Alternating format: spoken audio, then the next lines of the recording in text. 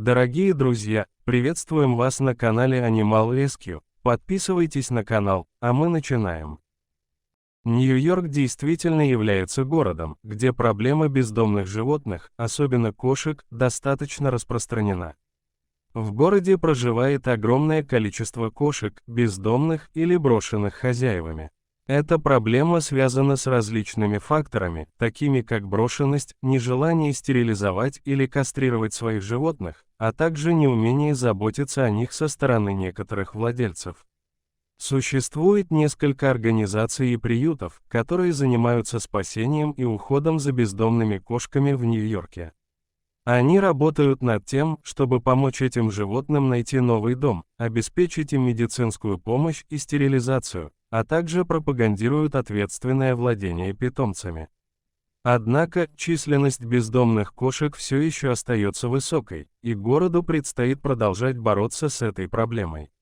Различные программы стерилизации и кастрации, а также информационные кампании проводятся с целью снизить количество бездомных животных и повысить осведомленность об ответственном содержании домашних питомцев. Таким образом, бездомные кошки остаются серьезной проблемой в Нью-Йорке, но благодаря усилиям организаций и владельцев питомцев, многое делается для улучшения ситуации и помощи этих животных. Жительница Нью-Йорка по имени Джанин Демартини, мама 2 дочерей и большая любительница животных, в какой-то момент своей жизни столкнулась с ужасной усталостью.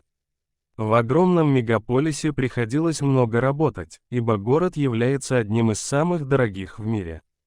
Но даже эта усталость не заставила женщину отбросить свои убеждения и помогать котикам. И в момент, когда произошла эта история, Джанин взяла из приюта на временную передержку очередного кота, питомца по имени Херби. Херби никогда не знал дома, но привык к людям за время, проведенное в приюте. Джанин взяла его, чтобы он привык к квартирной жизни, после чего ему планировалось найти хозяев.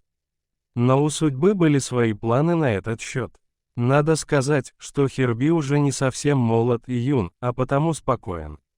Новая обстановка после приюта не вызвала у него большого восторга, но и не напугала, он тихо ходил по квартире, стараясь никому из домочадцев не доставлять хлопот, и вообще попадаться им на глаза как можно меньше.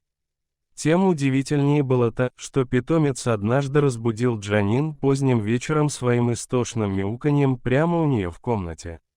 Первое, что почувствовала женщина, было удивление. Что вообще случилось? Почему всегда спокойный кот так себя ведет? Джанин знала, что дети ее спят, она сама их уложила, а потом, еле добравшись до кровати, тоже заснула. Казалось бы, какая беда может случиться? Но кот не унимался и кричал. Джанин встала, и питомец бросился к двери в комнату, потом повернулся и как бы повал за собой. Женщина знала множество историй о том, как коты спасают своих хозяев от беды, и тут она поняла, что, возможно, и Херби беснуется, не просто так. Только бы с детьми все было хорошо, об этом сразу подумала Джанин и бросилась за котом. А он вел ее прямо в детскую, где спала младшая 2-летняя дочь. Как оказалось, с дочерью и правда едва не произошла беда. Когда Джанин забежала в комнатку, то увидела, что ребенок в кроватке как-то странно и неестественно дергается. А все дело в том, что малышка во сне каким-то чудом обмотала себе вокруг шеи легкое одеяльце, запуталась в нем с головой. И так все это затянулось, что перекрыло воздух. Джанин успела как раз вовремя, еще несколько минут, и все могло бы закончиться страшной трагедией. Освободив ребенка от пут, она привела его в норму. Потом, конечно, на всякий случай были обследования у врачей, но все оказалось хорошо. И вот, этот спаситель маленькой хозяйки, кот Херби, которого Джанин планировала после передержки отдать добрым людям, так навсегда и остался в этом доме. Женщина ни за что не готова расстаться с тем, кто отвел от их семьи страшную беду. Дорогие друзья, если вам понравилось видео, подписывайтесь на канал и не забудьте оставить комментарий. До свидания.